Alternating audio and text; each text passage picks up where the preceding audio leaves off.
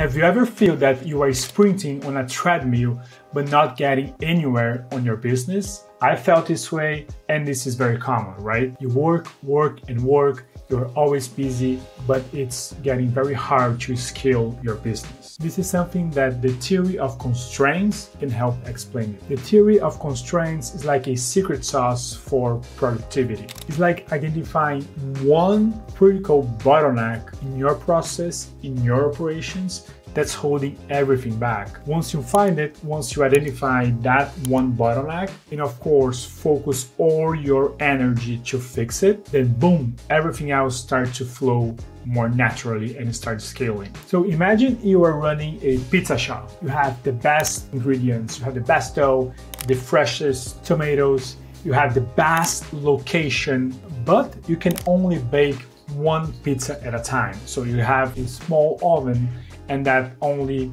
accounts for one pizza at a time. No matter how fast you can prep the pizza, no matter how fast you can take new orders, the oven is always gonna be your constraint. You cannot grow your pizza shop, you cannot scale your pizza shop because of the oven. So according to the theory of constraints, the oven is your biggest bottleneck. So how you can fix this problem? You just buy a bigger oven. If that new oven can take 2 or 3 pizzas at a time, then you can really scale your pizza shop.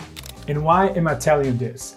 Because identifying your bottleneck is a key step to start adding AI and automation to your business, right? So in the pizza shop example that I shared, adding AI and automation to your business would be the equivalent of buying a bigger oven. But you're not going just right away start shopping for bigger ovens without identifying first that it was in fact a bottleneck. So instead of just trying to add AI into your business, instead of trying to go find new tools, buying and subscribing to new AI and automation tools to your business, you first need to identify your current bottleneck.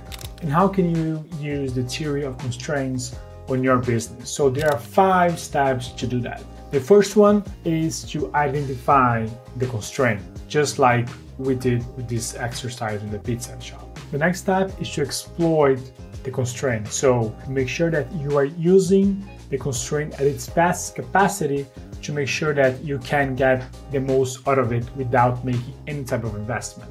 The third step is to subordinate everything else to the constraint. So you make sure that all the other processes that are not aligned with the constraint, it can be aligned. So make sure to make best use of your constraint resource. So if after exploiting it or subordinate all the other tasks to your constraint and you still find it as a bottleneck, then you go to step 4, which is elevate your constraint. In other words, you can buy a new oven. So you, from step 2 and 3, you make sure that you are using the best of this oven. Now it's time to buy a new one, right?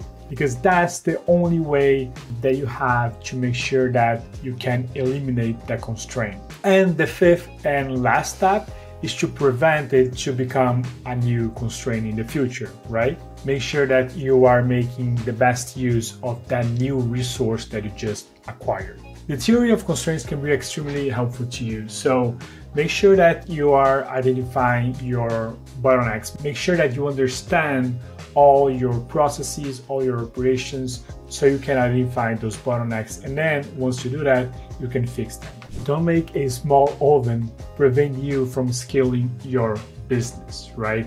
And of course, if you need help to identify your constraint, to identify your bottlenecks, we run an AI automation audit to the companies that we work with, so we can identify not only one bottleneck, but all processes that are possible to automate, that you can eliminate the manual work and you can scale your operations.